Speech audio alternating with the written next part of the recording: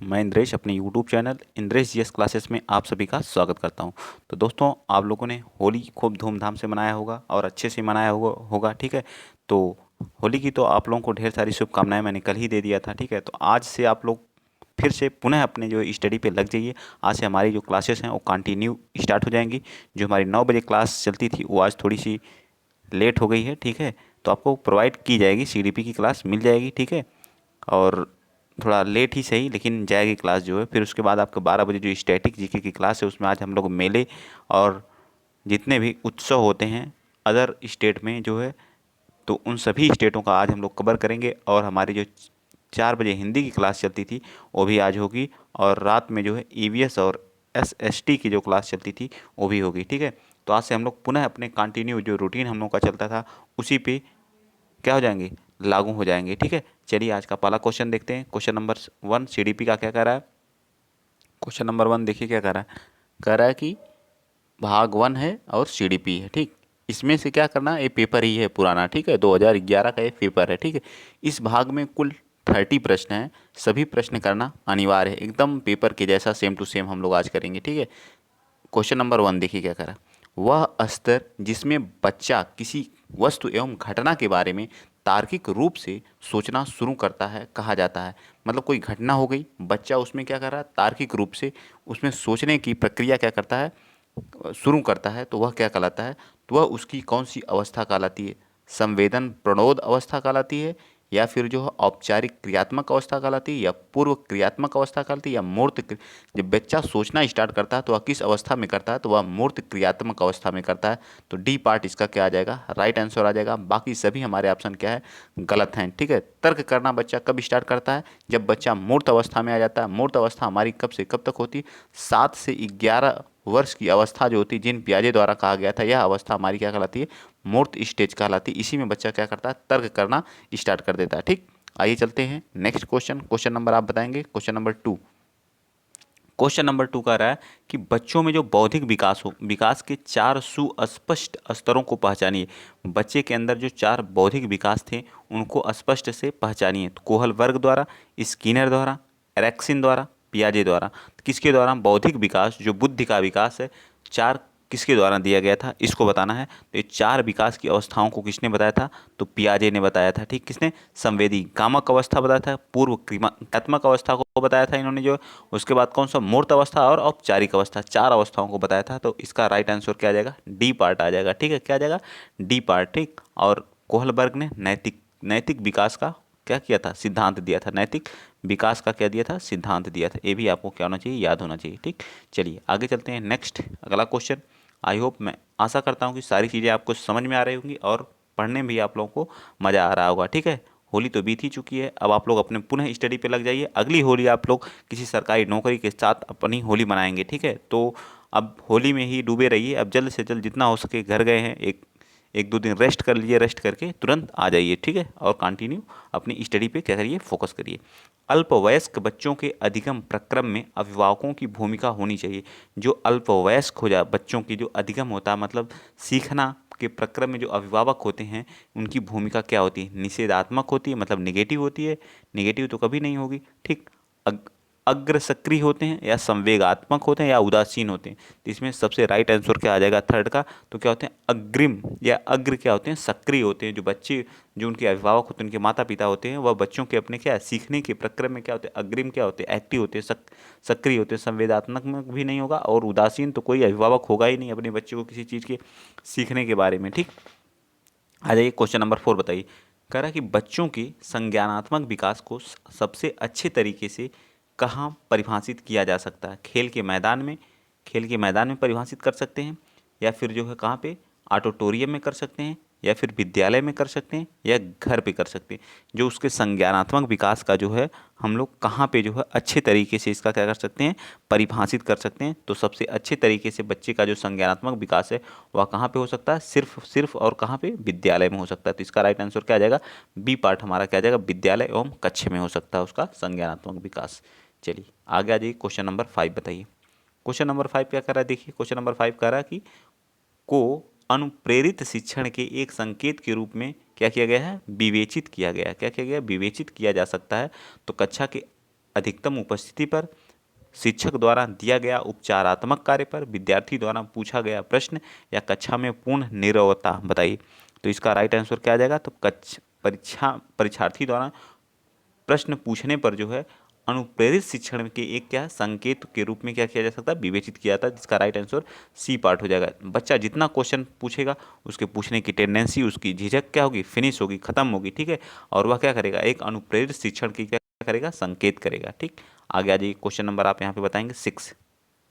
सभी question previous year exam में पूछे गए हैं, तो आप लोगों को इन सभी क्वेश्चनों को हल्के में नहीं लेना है। ठीक है, निम्न कक्षाओं में शिक्षण की खेल विधि आधारित है। बताइए, निम्न कक्षाओं में जो शिक्षण की खेल विधि आधारित है, शारीरिक क्या करा है? शारीरिक शिक्षा कार्यक्रमों के सिद्धांत पर, या शिक्षण की विधियों के सिद्धांत पर, या विकास एवं वृद्धि के मनोवैज्ञानिक सिद्धांत पर, या फिर जो है किस पे कह रहा है? अगला कह रहा है कि शिक्षण के सामाजिक सिद्धांतों पर। तो इसका राइट आंसर आप बताएंगे क्वेश्चन नंबर सी का। तो राइट आंसर हमारा सभी गलत हैं।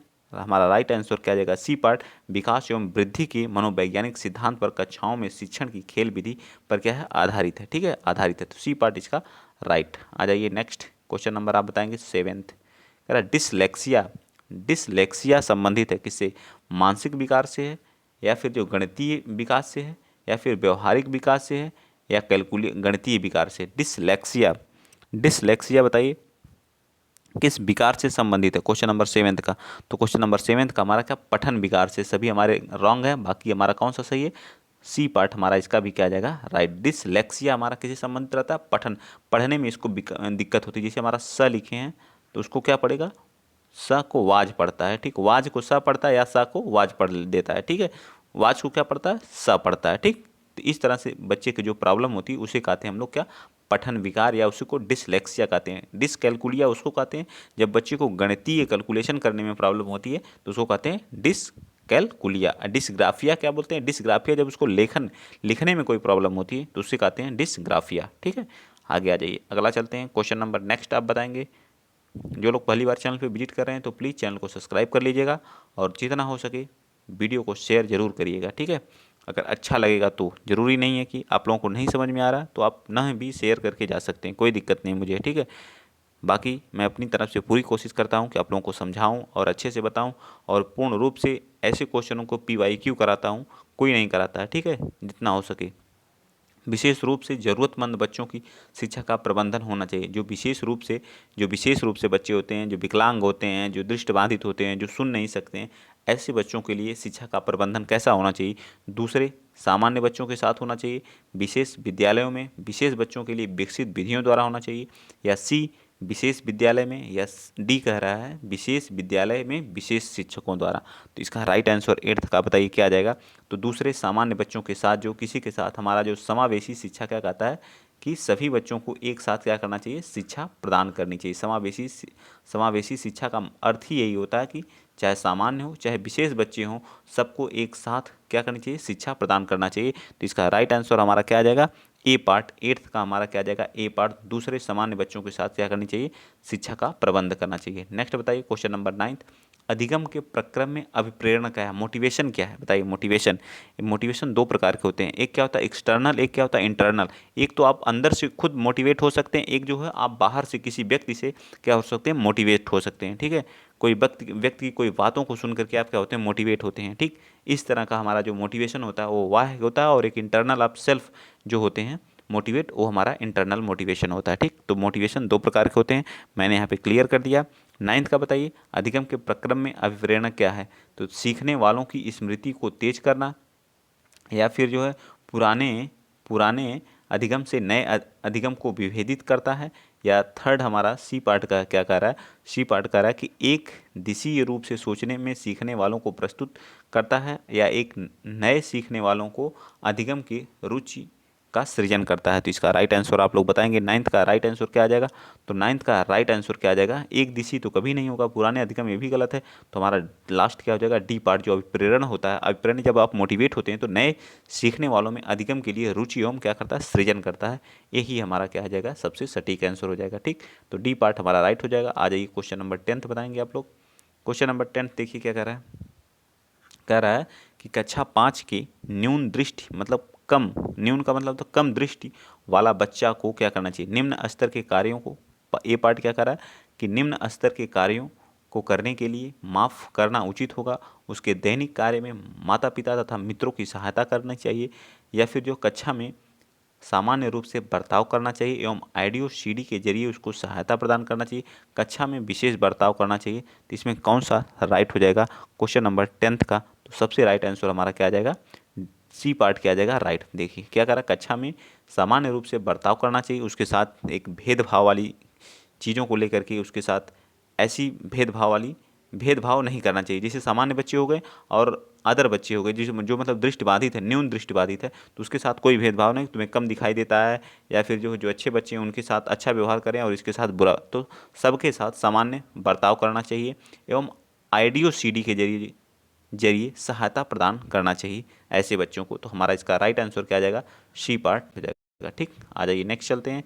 अगला क्वेश्चन नंबर आप बताएंगे कौन सा, 11th क्वेश्चन नंबर। देखिए 11th क्या कर रहा है, क्वेश्चन नंबर 11th कर रहा है कि कक्षा में विद्यार्थियों की रुचि बनाए रखने के लिए एक शिक्षक को उचित है, मतलब एक क्या है, एक अध्यापक है, कक्षा में जो रुचि बनाए रखने के लिए एक शिक्षक को क्या उचित है, श्यामपट्ट का प्रयोग करना चाहिए, चर्चा करना चाहिए, कहानी कहना चाहिए या प्रश्न पूछना चाहिए। तो सबसे इसका सटीक आंसर क्या आ जाएगा, प्रश्न पूछना सबसे इंपॉर्टेंट है। रुचि बनाए रखने के लिए शिक्षक को हमेशा बच्चों के साथ इंटरेक्ट होकर करके, उनके फ्रेंडली होकर के क्या क्वेश्चन को पूछना चाहिए। ठीक है, आगे बताइए क्वेश्चन नंबर 12, विद्यार्थियों को विद्यालय में खेलना क्यों उचित है, यह उन्हें शारीरिक रूप से सशक्त बनाएगा, यह शिक्षकों के लिए काम आसान करेगा, बिल्कुल गलत बात है, यह समय बिताने में सहायक होगा, यह भी गलत है, यह सहयोग एवं शारीरिक संतुलन का विकास करेगा। अब ए और डी में आप बताइए कौन सा सही हो जाएगा। ठीक है, तो इसका हमारा सबसे सटीक आंसर क्या आ जाएगा, डी पार्ट हमारा क्या आ जाएगा, सबसे राइट आंसर हो जाएगा, क्योंकि यह सहयोग एवं शारीरिक संतुलन का क्या करेगा, विकास करेगा। ठीक है, चलिए आगे आ जाइए, क्वेश्चन नंबर आप 13 बताएंगे। देखिए 13 क्या कह रहा है कि परिवार एक साधन है किसका, अनौपचारिक शिक्षा का, औपचारिक शिक्षा का, गैर औपचारिक शिक्षा का या दूरस्थ शिक्षा का। जब परिवार में एक क्या है, साधन है, किस चीज़ का साधन है बताएंगे आप लोग, तो यह एक अनौपचारिक शिक्षा का क्या होता है, साधन होता है। ठीक है, परिवार। नेक्स्ट बताएंगे क्वेश्चन नंबर 14, एक शिक्षक जो है, एक शिक्षक विद्यार्थियों में सामाजिक मूल्यों को विकसित कर सकता है, कैसे विकसित कर सकता है, महान व्यक्तियों के बारे में बोल करके, या फिर जो है अनुशासन की अनुभूति को विकसित करके, या आदर्श रूप से बर्ताव करके, या उन्हें अच्छी कहानी सुना करके। तो इसका राइट आंसर आदर्श रूप से उनसे क्या करके, बर्ताव करके जो है सामाजिक मूल्यों को उनके अंदर क्या कर सकता है, विकास कर सकता है, कि समाज में किस तरह से, कैसे लोगों से व्यवहार करना चाहिए, कैसे समाज में एक दूसरे के साथ इंटरेक्ट करना चाहिए। ये सारी चीज़ें एक शिक्षक एक विद्यार्थी को क्या कर सकता है, समझा सकता है कि सामाजिक मूल्य अपने अंदर कैसे विकसित करे एक बच्चा। ठीक, आ जाइए आगे आ जाते हैं, क्वेश्चन नंबर 15 आप बताएंगे। क्वेश्चन नंबर 15 कह रहा है कि एक शिक्षक के लिए सबसे महत्वपूर्ण क्या है, कक्षा में अनुशासन बनाए रखना, कक्षा में समयानुचित होना, विद्यार्थियों की कठिनाइयों को दूर करना, एक सुवक्ता होना। बताइए एक शिक्षक के लिए सबसे महत्वपूर्ण क्या है, कि कक्षा में अनुशासन बनाए रखें, ये तो जरूरी है लेकिन उतना इम्पोर्टेंट नहीं है। ठीक है, ऑप्शन के हिसाब से हम लोग देखते हैं। ठीक, चलिए कक्षा में समयानुवर्ती होना, ठीक है, समय से आना, या फिर जो क्या होगा, या फिर यह विद्यार्थियों की कठिनाइयों को दूर करना सबसे इम्पोर्टेंट हमारा यहाँ पे पॉइंट है। ये सभी भी इम्पोर्टेंट है, ऐसा नहीं कि शिक्षार्थी को समय पे नहीं, एक कक्षा में शिक्षक को समय से नहीं आना चाहिए, अनुशासन नहीं बनाए रखना, लेकिन सबसे इम्पोर्टेंट इसमें हमारा क्या है कि विद्यार्थियों की जो भी कठिनाई हो उसको दूर करना सबसे इम्पोर्टेंट है। ठीक, चलिए क्वेश्चन नंबर 16 बताएंगे। श्यामपट्ट को शिक्षण साधन सामग्री के रूप में समूह में अंतर्मुक्त किया जा सकता है। तो इसका सबसे सटीक आंसर बताइए 16 का। तो क्या इसका राइट हो जाएगा, दृश्य साधन द्वारा, मतलब किसी चीज़ को दिखा करके, किसी चीज़ को समझाना बच्चे को बहुत जल्दी सीखने में क्या होती है, आसानी होती है, और वह चीज़ को जल्दी सीख जाता है। ठीक, आगे आ जाइए, क्वेश्चन नंबर 17 बता दीजिए। नेक्स्ट क्वेश्चन आप लोगों के सामने है, कह रहा है कि निम्न में से कौन शिक्षण कुशलता से संबंधित है, श्यामपट्ट पर लिखना, या प्रश्नों को हल करना, प्रश्न पूछना, या इनमें से सभी, मतलब शिक्षण कुशलता से संबंधित है। सबसे सटीक आंसर आप बताएंगे 17 का। मैं देख रहा हूँ कितने लोग, तो ये सभी चीज़ें हमारे लिए क्या है, मोस्ट इंपॉर्टेंट है। श्यामपट्ट पर लिखना, प्रश्नों को हल करना, प्रश्न पूछना, ये सभी जो हमारे शिक्षण कुशलता से संबंधित है। बता दीजिए क्वेश्चन नंबर 18, जो लोग पहली बार चैनल पे विजिट कर रहे हैं तो प्लीज़ आप लोग चैनल को सब्सक्राइब करिए। जिस तरह से आप लोगों ने सपोर्ट बनाए रखा उसी तरह से बनाए रख लिए। जिस तरह से सीटेट में हमने अच्छा रिजल्ट दिया, इसी तरह से मैं मैं आशा करता हूँ कि आप लोग यूपी टेट में भी शानदार रिजल्ट देंगे। ठीक है, शानदार रिजल्ट एस टेट में भी देंगे आप लोग। ठीक, और हमारा यूपी टेट भी यूपी पेट हमारा अभी 2023 वाला होने वाला है। ठीक है, तो 2023 वाला यूपी पेट की भी क्लासेस स्टैटिक जी के चल रही है, हिंदी चल रही है, तो आप वहाँ भी थोड़ा फोकस करिए। मैथ भी चल रही है, तो उन सब चीज़ों पे फोकस करिए। जो है कक्षा में विद्यार्थी प्रश्न पूछते हैं, उन्हें बताइए। 16 का बता दीजिए एक बार, 16 का आप बताइए। क्वेश्चन नंबर 16 बताइए। इसका तो डी पार्ट होगा। ठीक है, डी पार्ट हमारा क्या, राइट। ठीक, चलिए। कक्षा के बाद शिक्षक से मिलने की सलाह दी जाए। कक्षा चर्चा भाग लेने के लिए प्रोत्साहित किया जाना चाहिए। लगातार प्रश्न पूछने से प्रोत्साहित करना चाहिए। स्वतंत्र रूप से उत्तर ढूंढने के लिए प्रोत्साहित करना चाहिए। तो कक्षा में विद्यार्थी प्रश्न पूछते हैं, उन्हें क्या करना चाहिए बताइए। जो प्रश्न पूछते हैं उन्हें क्या करना चाहिए। 18 का राइट आंसर हमारा सबसे सटीक है। लगातार प्रश्न पूछने के लिए क्या, उन्हें प्रोत्साहित करना चाहिए। बच्चा हमेशा जो टीचर से डरे ना, डरना सबसे गलत बात है। से हमेशा शिक्षक के साथ इंटरेक्ट होकर के क्या करें, क्वेश्चन को पूछते रहे। ठीक, आ जाइए आगे आ जाते हैं। क्वेश्चन नंबर 19 देखिए। 19 क्या कह रहा है कि शिक्षक जो होता है, शिक्षा की किंडर गार्डन पद्धति का प्रतिपादन किया था। किंडर गार्डन पद्धति का प्रतिपादन किसके द्वारा किया गया था, तो यह फ्रोवेल के द्वारा। ठीक है, बस इतना याद रखना, किंडर गार्डन पद्धति। ठीक है, किसके द्वारा है, फ्रोवेल के द्वारा। किसके द्वारा है, फ्रोवेल। याद रखेंगे, एक बार आप इसको लिख लीजिए, किसके द्वारा है, फ्रोवेल। ठीक है, कौन सी विधि है, किंडर गार्डन ठीक है, किंडर गार्डन पद्धति। ठीक है, पद्धति याद रखेंगे आप लोग, पद्धति। ठीक, किंडरगार्टन पद्धति किसके द्वारा, फ्रोवेल याद रहेगा ना। चलिए आगे आ जाते हैं। नेक्स्ट क्वेश्चन, क्वेश्चन नंबर 20 बताएंगे आप लोग। बताइए क्वेश्चन नंबर 20 क्या कह रहा कि एक अभिभावक आपसे विद्यालय में मिलने के लिए कभी नहीं आता है, आप क्या करेंगे। एक अभिभावक है जो विद्यालय में आपसे मिलने कभी बच्चा की अपेक्षा करेंगे, बिल्कुल गलत बात है। अभिभावक को लिखेंगे, आप स्वयं उनसे मिलने जाएंगे, बच्चा को दंड देना शुरू करेंगे, ये भी गलत है। दंड तो कभी बच्चे को देना ही नहीं है। ये तो आप सीडीपी में बहुत पढ़े होंगे कि बच्चे को कभी दंड नहीं देना, ना ही उसकी उपेक्षा करना है, ना ही उसके साथ गलत बर्ताव करना है। तो आप बताएंगे 20 का राइट आंसर क्या जाएगा, सी। आप स्वयं उनसे मिलने जाएंगे। ठीक है, राइट आंसर सी हो जाएगा। आगे आ जाइए, क्वेश्चन नंबर आप बताएंगे कौन सा, 21। देखिए क्या कह रहा है, 21 कह रहा है कि आप एक अति सक्रिय बालक को कैसे सही दिशा में लाएंगे। मतलब अति सक्रिय, उसे पहली पंक्ति में बैठाएंगे तथा उस पर कड़ी नज़र रखेंगे। और बी क्या करा, उसे कक्षा में कोने में बैठाएंगे, ये तो गलत बात है। उसे श्यामपट्ट आदि साफ करने को काम देंगे, ये भी गलत बात है। ठीक, तो इसका राइट आंसर क्या आ जाएगा बताइए, 21 का। उसे श्यामपट्ट आदि साफ करने का काम, आप एक अति सक्रिय बालक को कैसे सही दिशा में लाएंगे, उसे श्यामपट्ट आदि साफ करने का काम देंगे। तो बताइए सबसे राइट आंसर क्या आ जाएगा इसका। तो उसे पहली पंक्ति में बैठाएंगे तथा उस पर कड़ी नज़र रखेंगे, अति सक्रिय। तो उसे आप क्या, कौन सी दिशा में लाएंगे, तो उसे क्या करेंगे, उसे आप लोग इसका कमेंट में खुद बताएंगे। इसको आप लोग कमेंट में बताइएगा इसका राइट आंसर क्या आ जाएगा। ठीक है, मुझे तो नहीं कोई लग रहा है। ठीक, आप बताइए इसका क्या आ जाएगा। इनमें से कोई नहीं, मुझे डी पार्ट लग रहा है। ठीक है, आप बताएंगे, आप बताइए कौन सा राइट हो जाएगा। ठीक, चलिए आप बताएंगे खुद इसका आंसर जो 21 का। ठीक, चलिए नेक्स्ट चलते हैं। पृथक पृथक समाजातीय समूहों के व्यक्तियों के प्रति बच्चों की अभिवृत्ति साधारणतः आधारित होती हैं, किस पे होती हैं, उनके अभिभावकों की चित्तवृत्ति पर, उनमें जो है समकक्षियों की अभिवृत्ति पर, दूरदर्शन के प्रभाव पर, या उनके सहोदरों की अभिवृत्ति पर। तो राइट आंसर क्या आ जाएगा, उनके अभिभावकों की चित्तवृत्ति पर। तो इसका ए पार्ट हमारा क्या आ जाएगा, राइट आ जाएगा। ठीक, नेक्स्ट आ जाइए, क्वेश्चन नंबर 23 बताएंगे आप लोग। अब फटाफट हम लोग देख लेते हैं क्वेश्चन को। बताइए, आपको अपनी कक्षा में 2 मंदबुद्धि बच्चों को बैठाने के लिए बोला गया, तो आप क्या करेंगे, बताइए। तो क्या करेंगे, ऐसे बालकों को सीखने की तकनीक को सीखेंगे। ठीक है, ऐसे बालकों को सिखाने की तकनीक सीखेंगे। ठीक है, इनको कैसे सिखाया जाए। ठीक है, मंद बुद्धि के सिखाने की तकनीक सीखेंगे। मतलब जो दोनों मंद बुद्धि के बच्चे हैं उन्हें किस तरह से सिखाया जाए, यह तकनीक आपको सीखना होगा। ठीक है, तो सी पार्ट हमारा क्या होगा, राइट। आगे आइए, क्वेश्चन नंबर 24 देखिए। क्वेश्चन नंबर 24 कह रहा है कि एक शिक्षक एक शिक्षक को साधन संपन्न होना चाहिए। इसका अर्थ क्या होता है बताइए 24 का। तो उनका अपने विद्यार्थियों की समस्या को हल करने का पर्याप्त ज्ञान होना चाहिए। अगर एक शिक्षक साधन से संपन्न होगा मतलब वह अपनी उनकी विद्यार्थियों की समस्या को हल करने के लिए उसके पास क्या होनी है, पर्याप्त ज्ञान होना चाहिए।